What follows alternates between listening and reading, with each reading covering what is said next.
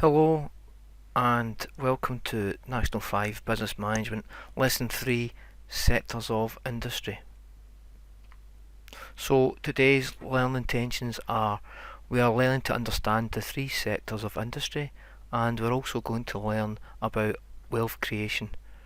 Success criteria: I can describe the three sectors of industry, I can give examples of the three sectors of industry, I can recap the IPO input process output diagram, and I can explain the concept of wealth creation, which actually includes added value. So,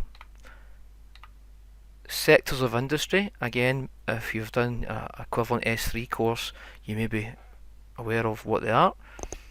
Primary sector, secondary sector, and the tertiary sector, with three examples there.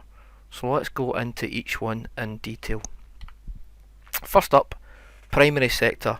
So here we have, it covers raw materials which come straight from land, sea and air, and some examples will be, as you can see, mining, farming, fishing, oil and gas extraction, quite a big one in Scotland if you think about the North Sea, and forestry. Obviously there's many others, but these are the kind of main ones that we can think about when we're doing that 5. So these are quite old jobs, many of them, maybe not oil, but mining, maybe not that as well, but farming, fishing and forestry are things that humans have been doing for a long time. So the next one is secondary sector, sometimes called the manufacturing sector, where things get made, and we take the raw materials here and then produce them and turn them into finished goods. So some of the big ones: car manufacturing, think about assembly lines 24/7, churn out cars all the time. Engineering, making things. Shipbuilding, obviously Scotland, and particularly Glasgow, was very famous for building ships. The phrase Clyde built was a mark of quality. If a ship was built in the Clyde, it was going to stand the test of time. Electronics, making things, and oil refining, which we'll come to later on. Tertiary sector, which is basically the services sector, and again, don't worry, in higher some of this does change, but in that 5 we know it as the tertiary sector for services. So it covers quite a lot of things: insurance, education. So what we're doing right now is the tertiary sector. Fire service, health service, leisure, travel and tourism, distribution, the delivery of goods and services, retail, so all your shops, it can be supermarkets, it can be clothes shops, sports shops, and of course petrol stations. So here's an input process output recap for the oil and gas industry. If you've watched the previous video on factors of production and input process output, you'll see that we had talking about exploring for oil, extracting oil and drilling for oil, whether on land or in the sea. That would be the input stage, because it's a primary sector as well, because you're actually taking stuff out of the land or the sea using raw materials. Whereas in the middle section here is manufacturing or process, or again it could be the secondary sector, where you refine the oil, you use a process called cracking, turn oil into plastics and oil and gas, you manufacture it and you process it in big plants, big petrochemical plants like Grangemouth. And then finally you have the distribution and or marketing of the products, which again this is outputs, and also mainly would be services being provided, which would come under the tertiary sector. So again, BP and Shell having petrol stations, so you can go and fill up your car. The next thing is creating wealth. So wealth is created by adding value to each stage of the production process, which is basically your selling price is worked out for your cost of materials plus the value you're going to add on. Now it's important to know that we could produce many things ourselves, but businesses and large corporations can add value. They can make it a wee bit different and better, so we'll think, oh, I'll go and buy that. An example would be Kellogg's. Kellogg's plant grow and pick corn kernel, which you'll see where it is in a wee minute.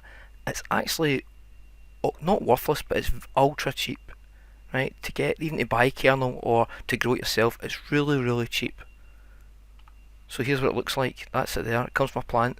It's the kernel that comes off the corn. They pick it off, But honestly, you can buy this, you can buy large quantities of kernel for hardly anything at all. It's really cheap. But what do Kellogg's do?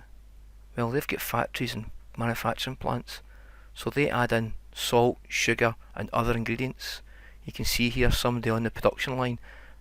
Now, I don't profess to know all the different ingredients to put in, but they do add ingredients to the kernel, so it's to give it taste, to give it texture. So you're not just picking the kernel and eating it raw, right? They cook it as well, I think, so they are processing it. And then what happens is you have it packaged and marketed as cereal. So there's a box we go and buy in the shops. So remember, going back to the kernel at the start, kernel is almost worthless. It's very, very cheap.